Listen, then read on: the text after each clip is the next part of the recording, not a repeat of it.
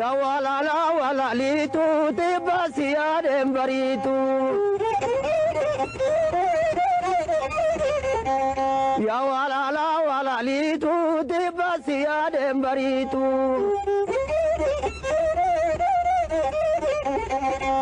Kun miidiyaa Itoophiyaa Egereeti. Miidiyaa Itoophiyaa Egereetiin dhimmoonni hawaasummaa, dinagdee, siyaasaa fi amantaa biyya keenyaa fi addunyaa ni dhiyaatu. Itoophiyaa Egereetiin yaadonni garaagarummaa malee tamsa'u. Madaalliin yaadotaas itti mirkanaa'a. Biyyi abbootii keenyaa kan ijoollee keenyaa akka taatuuf ni hojjanna. Sagantaawwan miidiyaa Itoophiyaa Egeree afaan Oromoo fi afaan Amaaraatiin torbanitti isin bira ga'u. Itoophiyaan Egeree biyya nuti itti sooramnu, ijoolleen keenyas soorama nu baasan, akkasumas biyya injifattuu taatee akka itti fuftuuf ni hojjanna. Mul'anni keenya dhaloota darbee fi dhufu gidduutti riqicha ta'uudhaan Itoophiyaa carraaqqii fi yaada ijoollee isheetiin misoomtee hundaaf mijattu uumuu fi dhalootaaf dabarsuu, aadaa wal kabajuu, wal danda'uu, wal qixxummaa, bilisummaa, keessummaa simachuu fi kunuunsuu ijoolleen ishee ittiin beekaman deebi'ee ijaaramee dhaloonni egeree kennaa kanarraa fayyadamaa ta'ee arguudha. Yaadotaa fi ergaawwan miidiyaa Itoophiyaa Egereetiin darban akka hordoftan namoota biroofis akka qooddan kabajaan isin gaafanna.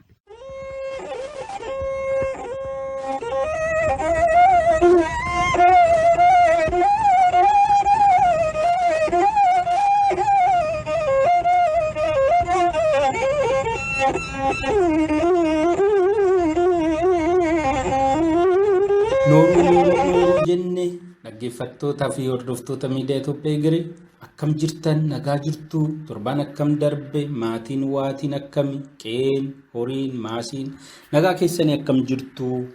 Egaa kuni sagantaa miidiyaa Itoophiyaa Egereeti. Sagantaa miidiyaa Itoophiyaa Egeree yeroo darbe waa'ee iccitii ofii fi dhaabbata jijjiiruu waan dubbisneerraa, waan gaafannee arganneerraa wal jijjiirree jirra odeeffannoo. Abdii guddaan qabaa, hubannoo xinnoos taatu irraa argattanii jirtu. Har'a immoo bulchiinsa jijjiiramaa kan jedhu kutaa lammaffaa sagantaa keenyaa ilaalla. Kutaan lammaffaa sagantaa keenyaa kutaa isa dhumaati. Jijjiirama akka dhaabbataattis haa ta'u akka dhuunfaa keenyatti keessa gallu karoorfannee kan irratti hojjennu akkamitti bulchuu qabna, akkamitti hoogganuu qabna, akkamitti gaggeessuu qabna kan jedhu immoo har'a kutaa lammaffaa isaa keessatti ni ilaalla. Ani Nugusee Girmaati, isin immoo hordoftoota miidiyaa Itoophiyaa Egereeti. Turtii gaarii isiniif haa ta'uun affeerraa kan kabajaa kooti. Egaa namni tokko sadarkaa dhuunfattis haa ta'u sadarkaa dhaabbata gaggeessutti jijjiirama keessa yoo gale jijjiiramni keessa gallu sun bu'a qabeessa akka ta'u hoogganuun, gaggeessuun, bulchuun jijjiirama san karaa sirriirra geessuun murteessaadha. Yoo san hin taane kisaaraa guddaa qaba. Kisaaraa humna namaa qaba, kan maallaqaa qaba, kan yeroo qaba, kan immoo saayikooloojii qaba. Kufaatii hamaas gaggeessuu danda'a. Kanaafuu bulchiinsi jijjiiramaa dubbii ijoodhaa jechuudha. Bulchiinsa jijjiiramaa keessatti immoo bulchiinsi jijjiiramaa sun milkaa ta'ee jijjiiramni sun bu'aa barbaannu karoora keenya san milkeeffannee mul'ata keenya san galmaan ga'uuf wantoota gurguddoo 4 seeraan ogummaadhaan hoogganuun barbaachisaadha. Inni tokkoffaan bulchiinsa mul'ata istiraateejii fi kalaqa keenya. Namni tokko gara jijjiiramaa hoogganu mul'ata ifa ta'e teechifateeti akka galu. Mul'ata san milkeessuuf immoo istiraateejii qopheeffatee karaa kanarraan deema jedheeti kan itti galu. Istiraateejii san immoo galmaan ga'uuf kalaqa adda addaa ni kalaqa. Yaada haarawaa burqisiisa. Karaa mala adda addaa uumeeti istiraateejii isaa san galmaan fayyadameeti mul'ata isaa san bira dhaqaa jechuudha. Kanaafuu bulchiinsa jijjiiramaa keessatti qabxii ijoo fi inni jalqaba bulchiinsa mul'ata istiraateejii fi kalaqaati. Inni lammaffaan bulchiinsa deeggartoota fi walquunnamtiiti. Namni tokko kophaa isaa homaa hojjechuu hin danda'u. Teekinooloojiin deeggaraas haa ta'uu danda'a, namni deeggaraas haa ta'uu danda'a. Jijjiirama keessa gale san milkeessuuf deeggartoota baay'ee fayyadama. Deeggartoota kana wajjin immoo walitti dhufeenyi walquunnamtii adda addaa gaggeessa. Kanaafuu deeggartoota filachuu fi isaan wajjiniin immoo walquunnamtii gaggeessu san bulchuun hoogganuun dirqama ta'aa jechuudha. Inni sadaffaan adeemsa bulchuudha. Adeemsa hoogganuudha. Jijjiirama san takkaan hojiitti hiikuuf, hojiitti galchuuf, irraammoo firii san sassaabachuuf adeemsa keessa deemnu san sirriitti bulchuun hoogganuun barbaachisaadha. Inni afuraffaa beekumsa bulchuudha. Kanaafuu jijjiiramni bu'aa wantoota afran kanaa ta'aa jechuudha. Kanaafuu bu'aan nuyi jijjiirama sanirraa argannu wantoota afran kana irratti hundaa'a. Amma bulchiinsa yookaan hooggansa mul'ata istiraateejiif kalaqaati inni tokkoffaa yoo jennu tokko jijjiiramni sadarkaa dhuunfaatti yookaan dhaabbataatti gara jijjiiramaa yoo gallu bu'aa yeroo dheeraa bira geenyu argannu san xiinxaluurraa ka'a. Jalqabanii bu'aa bira geenyu san sirriitti xiinxalanii keessa ofiitti gashanii san immeeji godhachuu irraa ka'a. Itti aanee bu'aa amma yeroo dheeraa booda argannu san bira ga'uuf istiraateejii qopheeffachuun, karoora qopheeffachuun, fala karaa qopheeffachuun inni barbaachisaa jechuudha. Erga amma bu'aa jijjiirama kanarraa yeroo dheeraa booda argannu san xiinxallee buusnee baasnee erga adda baafanneen booda istiraateejii immoo irra deemuu qabnu, ittiin deemuu qabnu erga qopheeffanneen booda istiraateejii san hojiitti hiikuuf nama kalaqaa ta'uu qabna. Yaada haarawaa, fala haarawaa nama burqisiisu ta'uu qabna. Akkam godheen istiraateejii kana hojiitti hiikeen fayyadameen bu'aa kana bira gahaa. Fakkeenyaaf barataan yeroo eebbifamu yuunivarsiitii keessaa qabxii olaanaa fidee badhaafamee eebbifamuu qaba jedhee yaade tokko akkamittan bu'aa gaarii, qabxii gaarii fidee badhaafamee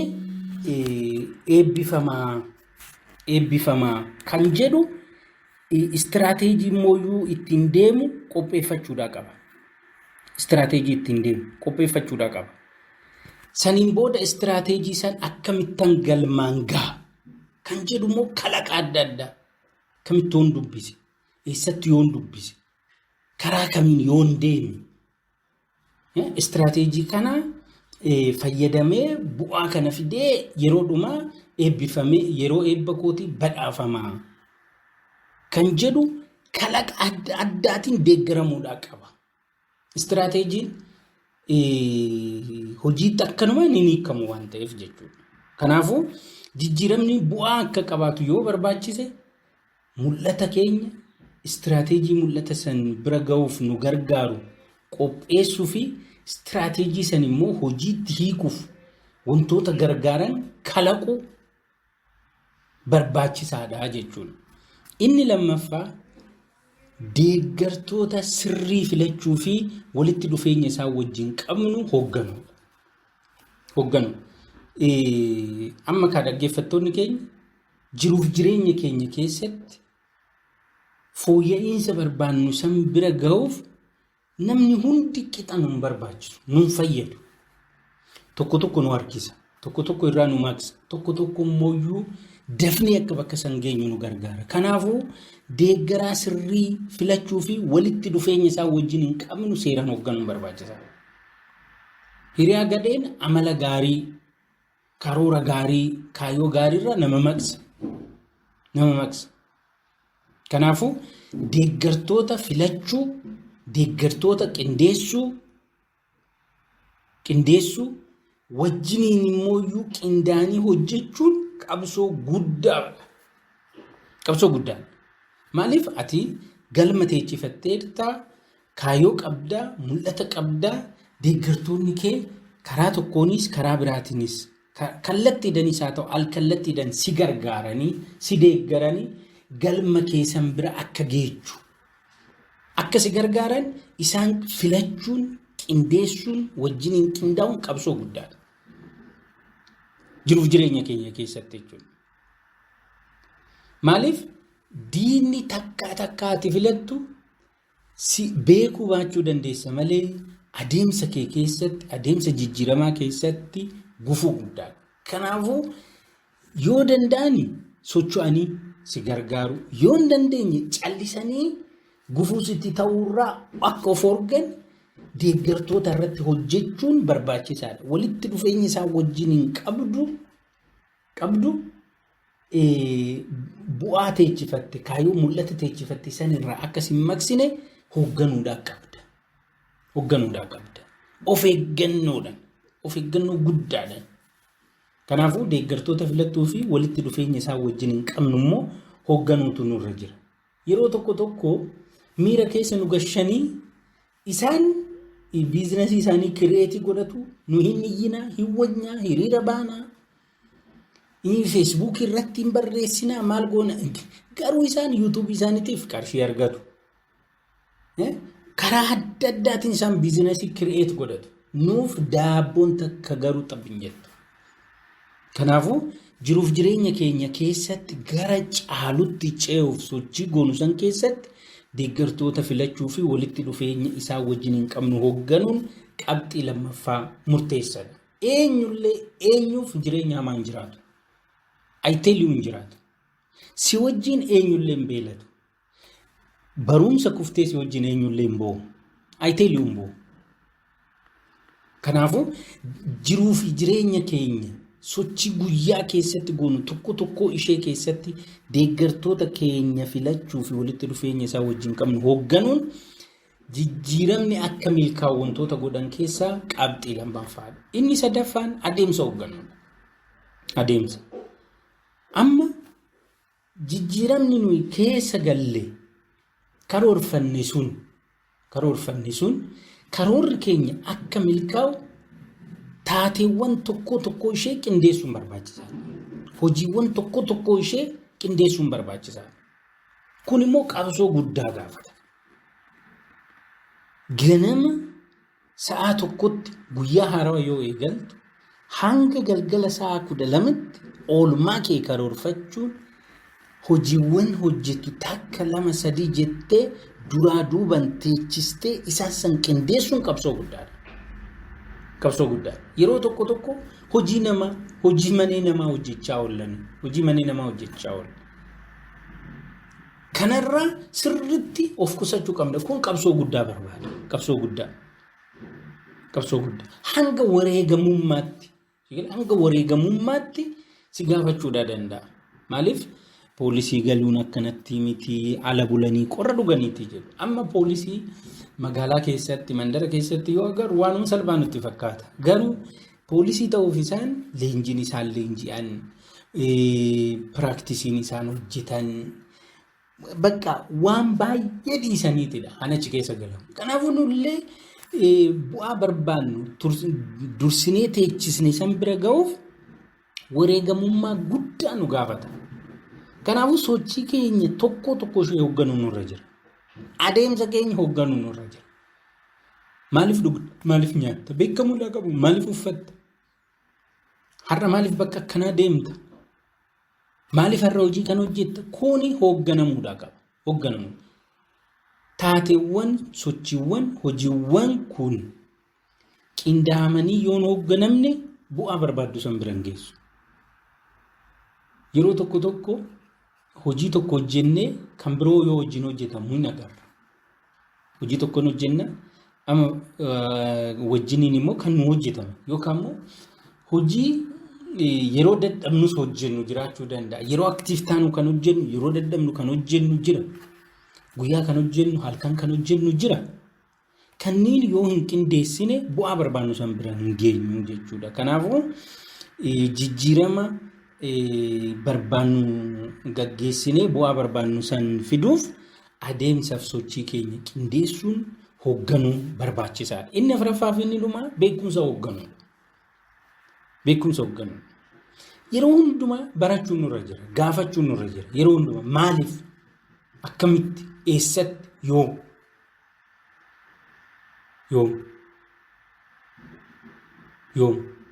maaliif, eessatti, maaliif, eessatti, yoom, akkamitti. Gaafiiwwan afran kun yeroo kamiyyuu keessa keenya ba'uun qaba. Keessa keenya. Galee nuti ofii jiraata. Erga ofii jiraatteen booda nama biraa jiraachista. Kanaafuu sochiiwwan tokko tokko keessatti maaliif, yoom, eessatti, akkamitti. What, how, when, where. Wantoonni gaafiiwwan afran kun yeroo hundumaa keessa keenya keessaa baduudhaan qaban. Maaliifan hojjedha? Eessattan hojjedha? Yooman hojjedha? Akkamittan hojjedha? Kanaan booda muuxannoo dabarsinee, gaggaarii qindeessinee, muuxannoo namoonni biraa, dhaabbanni biraa qabu san qindeessinee barmaatilee gaarii baay'eetu jiru hawaasa keessa. Namni tokko akkamitti jiruuf jireenya isaa jijjiira, akkamitti barataa cimaa ta'e, akkamitti qonnaan bulaa cimaa ta'e, akkamitti daldalaa cimaa ta'e, akkamitti hojjetaa adda duree ta'e, muuxannoowwan baay'eetu jiru. San qindeessuu, gaafachuu, irraa fudhachuu. Saniin booda wantoota haarawaa kalaquu sigalee fiduu, qorannoo gaggeessuu. Amma waa'ee qorannoo yoo haasofnu barattee, digirii qabattee, maastireetii qabattee, PhD qabattee, waraqata barreessitee fa'aa sitti fakkaachuu danda'a. No, miti. Isa qofaa miti. Inni waan tokko. Garuu oolmaa kee keessatti wantoonni baay'een ati qorattu jira, gaafattu jira. Maaliif kun akkamitti ta'e, eessaa dhufe, akkamitti dhufe? Kuni qorannoodha mataan isaa. Kanaafuu bu'aa kanarraa argattu san qabattee gaggeessuu sirra jira, qindeessitee hoogganuu sirra jira. Muuxannoo kana kanaaf. Wantoonni afran kun jijjiirama kee bulchuu keessatti iddoo olaanaa qabu. Wantoonni afran kun.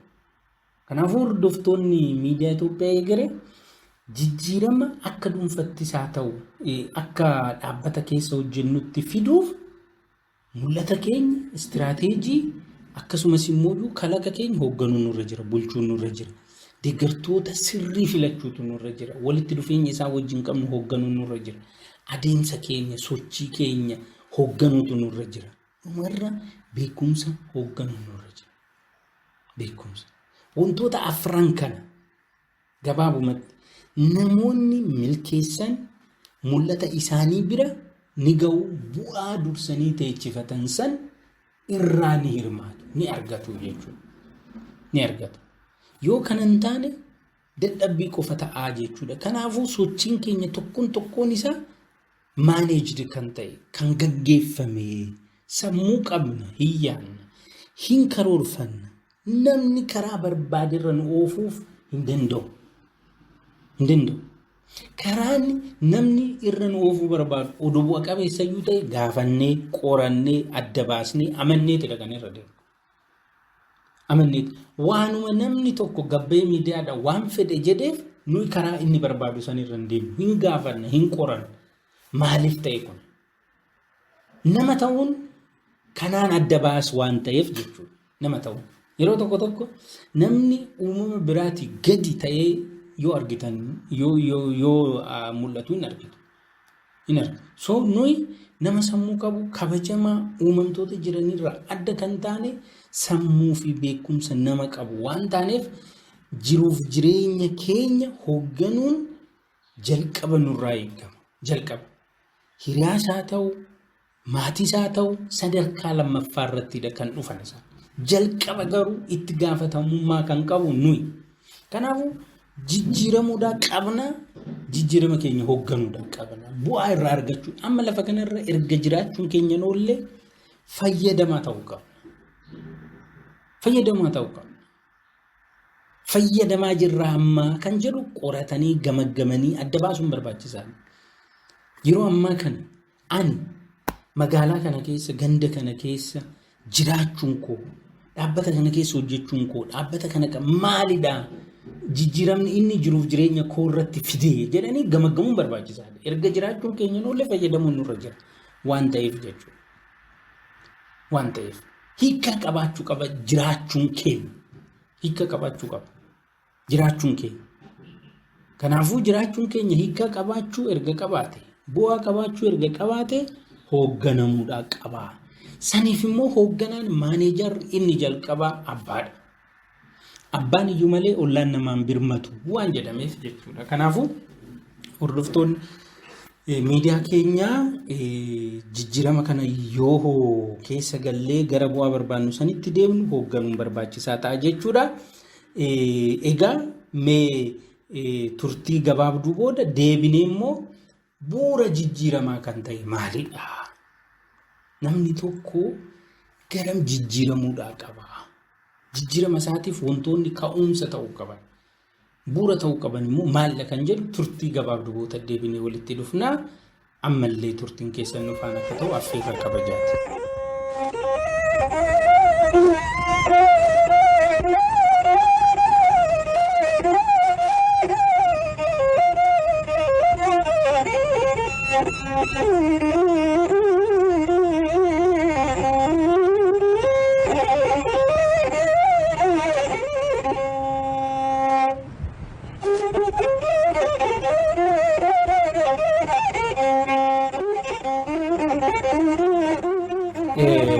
Deebinee dhufnee irraa hordoftoota keenya amma bu'uura jijjiiramaa kan ta'an maalidha isaanii?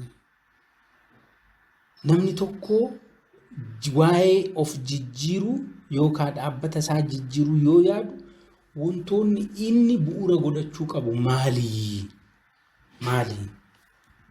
maalidhanni bu'uura godhachuu kan qabu, wayyuu kan ta'an, tuqamuu kan hin qabne, eegamuu kan qaban, kabajamuu kan qaban maal isaan? Tokko amantaan. Amantaan amma dhimmichi dhimma islaamummaa, dhimma ortodoksummaa, dhimma pirootestaantummaa, dhimma waaqeffatummaa miti.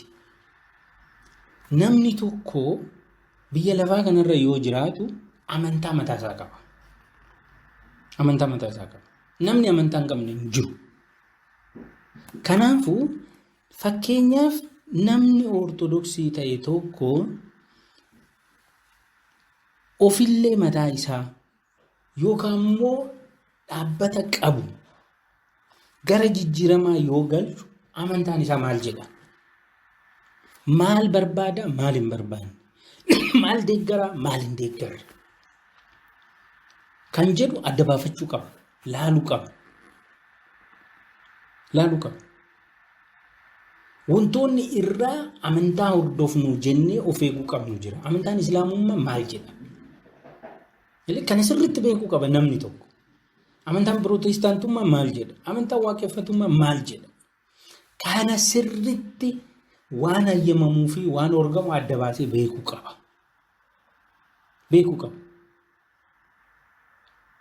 Hinatiin amantaan osoo jedhu hatee, hin saamiin amantaan osoo jedhu saamee, gammachuudhaan bu'aa argatu san irraa fayyadamuu hin danda'u. Guddina argatu san irraa fayyadamuu gammachuudhaan hin danda'u. Kanaafuu of dura jijjiiramnee bu'aa jijjiirama sanii irraa dhandhamuuf keessi keenya qulqulluu ta'uu qaba. Keessi keenya ajjeestee qabeenya isaa saamtee hattee waliigalee karaa kanaan duroomta yoo ta'e boqonnaan qabdu, tasgabbiin qabdu. Barataan tokko qo'atee dubbisee gaafatee qabxii gaarii fiduurra korrojee qabxii gaarii fiduu yoo yaada ta'e, yoo karaa saniinis qabxii gaarii fide confidence hin qabaatu umrii isaa keessatti hin qabaatu always hin qabaatu qabxicha fiduu danda'a garuu itti aanee hojii isaa qabaatu bakka sadarkaa guddaa jedhamee addamu tokkorrallee haa ga'u garuu keessa isaa keessatti bu'aa dhufu isaan irraa gammachuudhaan fayyadamuu dhandhamuu hin danda'u. Kanaafuu namni tokko dhuunfaa isaattis gara jijjiiramaa yoo galu sadarkaa amma jiru kanarra gara wayiitti deemuu yoo barbaadu bu'uura godhachuu kan qabu amantaa hordofu. Amantaa hordofu. Kanaafuu namni baay'een amantaa mataa isaa qaba garuu haala barumsa amantaa isaa sanii namni deemu hin jiru. Ortodoksii bira soo dhaqxee, Musliima bira soo dhaqxee, Pirotestaantii biras, Waaqeffataa biras barumsa amantaa barannu sanirra dhaabbannee hin deemnu. Kanaafuu inumaa jijjiiramni tokko gara barumsa amantaa hordofnu sanitti ta'uusas qaba. Kanaafuu hubannee nuu galee eeguu kan qabnu amantaa hordofnu. Maaliif ajjeesanii fayyuun hin jiru. Hatanii eebbifamuun hin jiru. Gadoo qabatanii kadhannaan hin jiru. Akkuma utaalloo qabatanii hatuun hin danda'amne sana. Garuu namni zabana kanaa odoo qufa'uu hata. Maaliif daffaariidha si galee namni zabana kana. Qiimii qabateet maskiida jira. Gadoo qabateet maskiida jira. Gadoo qabatee bataskaana jira. Gadoo qabatee charchii jira. Kun hin ta'u. Kanaafuu amantaa keenya eeguu qaba. Inuma olaantummaanii fi injifannoon keenya kan mirkanaa'u amantaa keenya eegnee jijjiirama finnu sanidha. Tokko. Lammaffaan aadaa hawaasaa eeguu qaba. Aadaa hawaasaa. Kunniin waayyuu jedhuun naannoo Booranaaf Gujiitti hin tuqaman. Aadaa. Afaan hawaasaa keessa jirru, duudhalee hawaasa keessa jirru, safuu hawaasa keessa jirru eeguu qabna. Waan karaa qaxxaamuraatiin waan barbaannu argachuu dandeenyuuf aadaa hawaasaa diiguu bittinneessuu hin qaban. Gatiitti kafallata waan ta'eef jechuudha. Deemnee gatiitti kafalla. Deemnee gatiitti kafalla. Safuu qaba hawaasni tokko. Safuu qaba. Eeggamuu qaba kun. Kunuunfamuu qaba kun. Haalli jiruuf jireenya hawaasa tokko eeguutu nurra jira. Tiksuun nurra. Fakkeenyaaf hawaasa Oromoo osoo fudhannee hawaasa Oromoo biratti namaa miti horiin kabaja qaba. Oromoo farda isaa fuuldura dhaabbattu. Hagana kabaja farda isaa. Yoo horii qalu albeen qaramuu qaba. Sirriitti qaramuu qaba.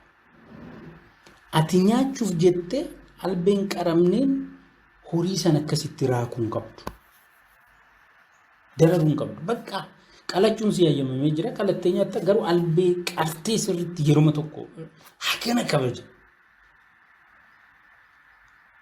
Duratti anan kaas wayyuu wanni jedhamu jira. Yeroo biraa bal'inaan kaasna wantoota akkanaa. Wayyuu jechuun waan hin tuqamne fakkeenyaaf hawaasa Oromoo biratti dubartiin wayyuudha. Ol jettee ilaaltu. Midhaan wayyuudha. Mukni wayyuudha. Hin tuqamu.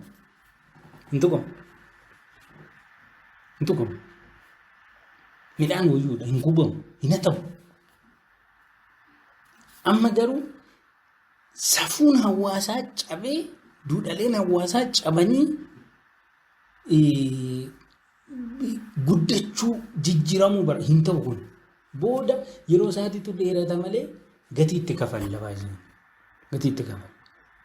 Kanaafuu aadaa hawaasaa aadaan badaan hin jiru.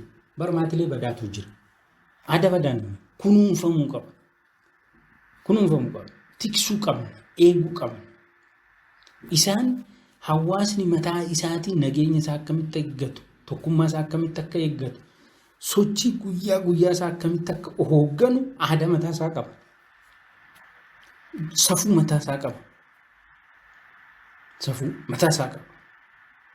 San eeguun barbaachisaadha jechuudha. Jijjiirama keenyaaf wantoota bu'uuraa kan ta'an inni lammaffaan aadaa hawaasa keessa jirru san tiksuu eeguu qabna. Fakkeenya aadaa Oromoo oduu hin eegin, safuu isaa osoo hin eegin, duudhaa isaa osoo hin eegin Oromoo hoogganuu hin danda'u. Ani Oromoodha soofin jechuu hin danda'u. Ka Amaaraas akkasuma ani Amaaraa jedhanii Amaaraa hoogganuu hin danda'u. Safuu hawaasa sanii eeguun barbaachisaadha. Miti hawaasa san keessaa baatee hawaasa biraa wajjin jiraachuuf safuu hawaasa wajjin jiraachuu barbaaduu san eeguu sirra jira. Kanaafuu jijjiirama keessatti wanti bu'uuraa seensitiif ka ta'e tokko aadaa hawaasaati. Amma jijjiirama keessa jirti miti biyyi keenya. Garuu qormaata guddaa keessa immoo jirti. Ikoonoomikaalii, sooshalii, peace and security dhaan wal qabatee. Maaliif yoo jenne safuu hawaasaatti cabe baay'een isaa. Safuu hawaasaa cabe. Gatiin kafallu guddaadha. Kanaafuu sadarkaa mana amantaattis haa ta'u, sadarkaa mana mootummaatti, sadarkaa dhuunfattis haa ta'u, sadarkaa gareetti jijjiirama kamiyyuu keessa yoo galu safuu aadaa duudhaa hawaasaa protect gochuun barbaachisaadha. Maaliif nuyi warra boru fayyadamuu barbaadudha malee warra har'a qofa jiraachuuf karoora qabu waan hin taaneef jechuudha. Nu boru jiraachuu ka barbaadu. Borumoo akka itti jiraachuu barbaadnu murteessinee jirra. Inni sadaffaa fi inni dhumaa seera. Namni tokko amantumaayyuu hin qabu oduu jedhee seera uumamaa qaba. Kanaafuu nama amma addunyaarra jiru kana bakka lamatti qoonnee dhimma seeraa kaasuu dandeenya. Amantii kan hin qabne hin jiru seera amantii qaba. Namni kamiyyuu immoo mootummaadhaan hoogganamaa seerri immoo biyya lafaa jira. Jijjiirama keenya tokko keessatti seeronni lamaanuu kabajamuu qabu. Tokkomuu hin qaban. Nutti fakkaachuu danda'a. Gatiin isaaf kafallu garuu guddaadha. Maal jedhu hin ta'a jenne harree qallee ta'uu dinnaan harree gannee jedhan. Durumaa qaluun qaban. Hin ta'a jedhanii qalan. Laalanii jennaan immoo nyaattamu. Ganaa fuudhanii haranii gatan. Maaf kana keessa ganu? Duruma shallaganii herreeganii. Namni tokko seera amantaa dogongorees tuquun qabu. Dogongore. Walitti hin bu'an baay'ee nuti walitti buusa malee. Seera mootummaas tuquun qabu. Kabajuun seera mootummaa cubbuu miti. Gadaantummaas miti. Seera cabsuun olaantummaas miti. Gaafataan dhufee itti gaafatamummaan dhuftee isaan jalaa bahuun hin danda'amu. Kanaafuu seerota amantaa fi seera lafaa kana kabajuun eeguun protect gochuun jijjiirama guyyaa keenya keessatti yoo jijjiiramaafuu kaanu dura seerri amantaa koo ni hayyamu hin hayyamu. Fakkeenyaaf namni tokko gara gaa'ilaa garuu yoo barbaadu maal jedha amantaan isaa? Seerri mootummaa uumamaa maal jedha?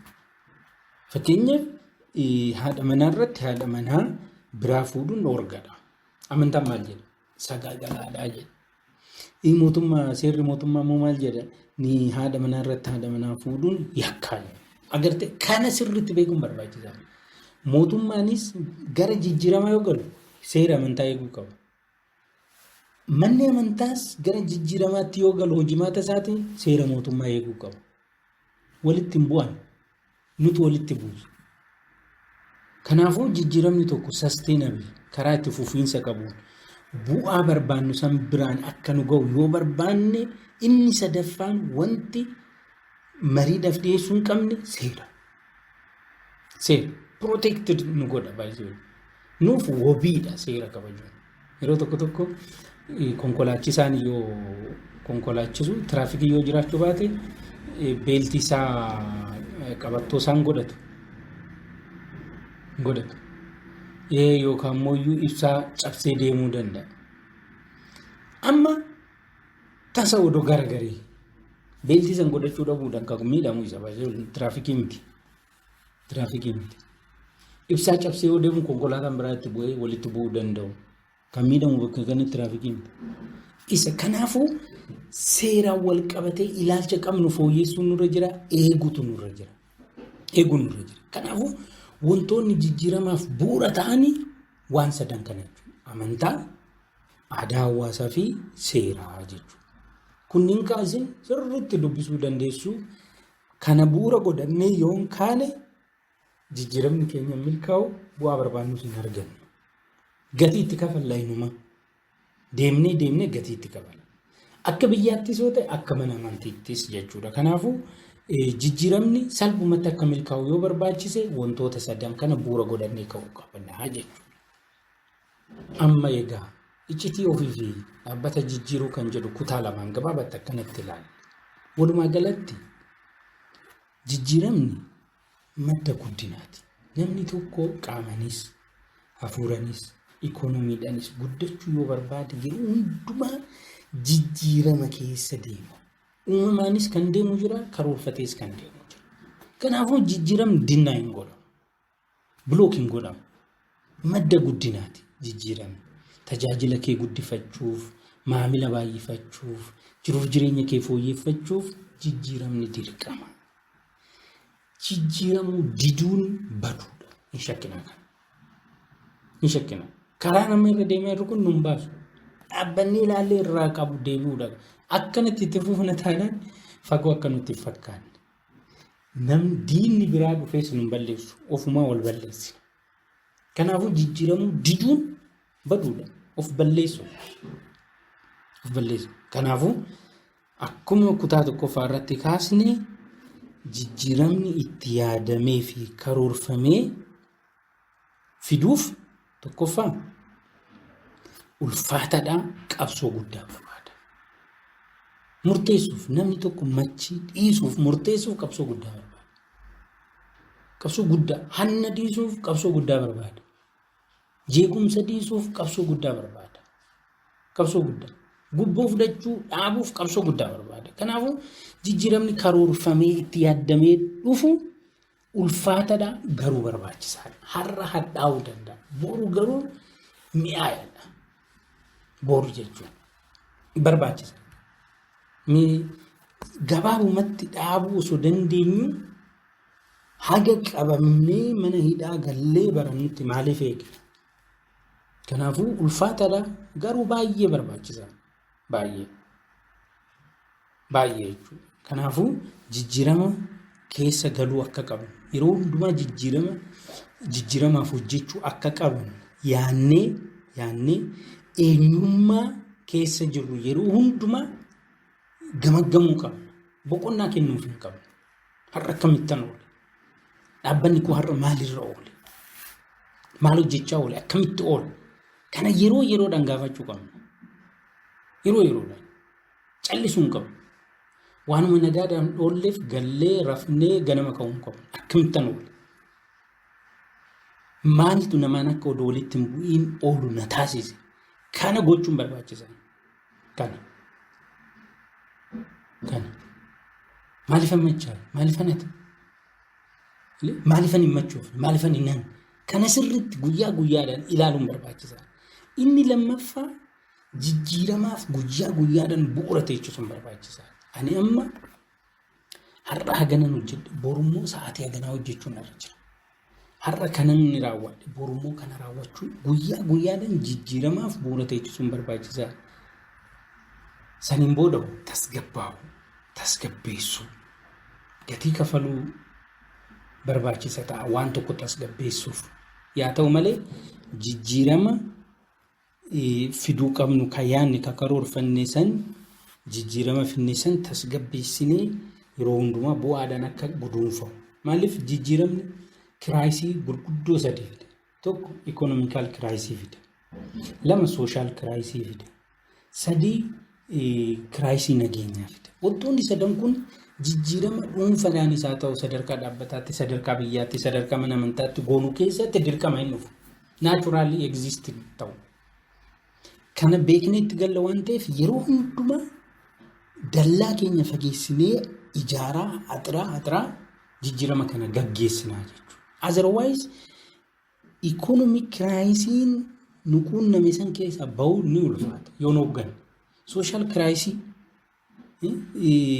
peace crisis keessa galle san keessa ba'uu ni ulfaata yeroo tokko akka salphaatti eegalle keessa ba'uun wantoota baay'ee ulfaata kanaafuu akka walii galatti jijjiirama fiduu qabnu karoorfanne san finnee tasgabbeessinee bu'aatti jijjiiruun barbaachisaa ta'a jechuudha. Kanaafuu bu'uura jijjiirama jennee amantaa duudhaalee aadaa hawaasaa fi seera kan jenne kan bu'uura godhannee jijjiirama san finnee irraa fayyadamuun nurra jira.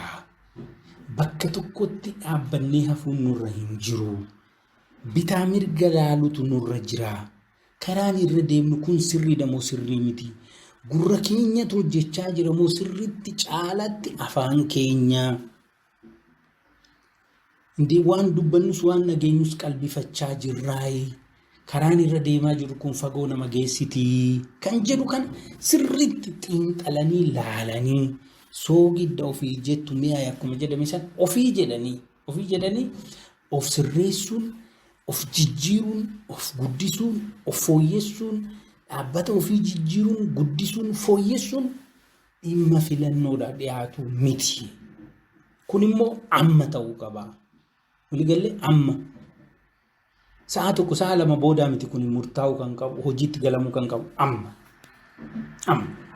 Kanaafuu hordoftoonni fi maatiin miidiyaa Itoophiyaa eegalee iccitii ofii fi dhaabbata jijjiiruu jedhu kana jalatti mata dureewwan bal'aa kaasnee yaada gurguddoos kaasnee jira. Kana caalaa immoo dubbistanii gaafattanii biyya kanarratti yoo xiqqaate jireenya fooyya'aa badhaadhinaa kan nageenyaa jiraachuu akka dandeessan karama isinitti agarsiisuuf kana booda immoo isintu dubbisee bal'isee mari'atee wal gaafatee karaa keenya tolfannaa ofii jennee hojjennaa ofii jennee jiraannaa. Kanaafuu jajjabaannee kutannee biyya gaarii Itoophiyaa kan ijoolleen keenya itti nu soortu nutti sooramnu biyya abbootiin keenya kaleessa nageenyaan tokkummaadhaan gammachuudhaan uumamni illee odoo fuula ittiin garagarfatiin keessa jiraatte san ijoollee keenyaaf dhaalchisuu qaban. Har'a namaa miti uumamni fuula nutti garagarfattee jirti.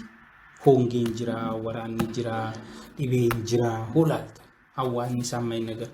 Uumamni mataan ishee fuula nutti garagarfachaa jirti. Kanaaf dafnee bakka wayiitti turning pointii wayirra gallee gara haarawaatti jijjiiramuudhaa qabanaa. Boru biyyi teenya biyya ijoolleen keenya nuyi abbootii isaanii haawwata isaanii itti sooran immoo itti sooramu gammachuudhaan keessa jiran akka taatu tokkoon keenya ofirraa kaanee haala qabatama keessa jiru madaallee gamaggamnee isa sirriin taane irraa jijjiiramnee isa sirrii ta'e immoo cimsinee gabbisnee qabannee deemuun nurra jira. Kanaaf immoo mari'achuun haasa'uun tasgabbaa'uun murteessaadha. Waaqni illee akka nu gargaaru nu wal gargaaruun akka nu jaalatu nu wal jaalachuun waaqayyo akka nuuf ta'u walii ta'uun barbaachisaadha. Namichi caafii mukarraa kufee asasiin dhufnee jedhan nuyi asasiin dhufnee karaa fagoo deemnee dhufnee biyyi keenya biyya seenaa fagoo qabduudha. Hawaasni keenya hawaasa seenaa fagoo qabuudha. Kana yoo danda'ame caalatti fooyyessinee dhaloota dhufu. Yoo danda'amne immoo akkuma abbootiin keenya nutti kennan san kunuunsinee achumarratti deegnee ijoollee keenya dhaalchisuu qabna. Sagantaan keenya mata duree kanarratti qabanne kan kutaa lammaffaaf inni dhuma kanumaan golbina waan na dhaggeeffattaniif galatooma. Bakka jirtan hundumatti nageenyi waaqayyoo isin haa baay'atu. Waaqayyo biyya keenyaaf uummata ishee yaa eebbisu. Turtii gaarii isiniif haa ta'u. Nagaanaaf ta'a. Sagantaa biraatiin deebinee hangoon itti dhufnutti nageenyi waaqayyoo isin haa baay'atu.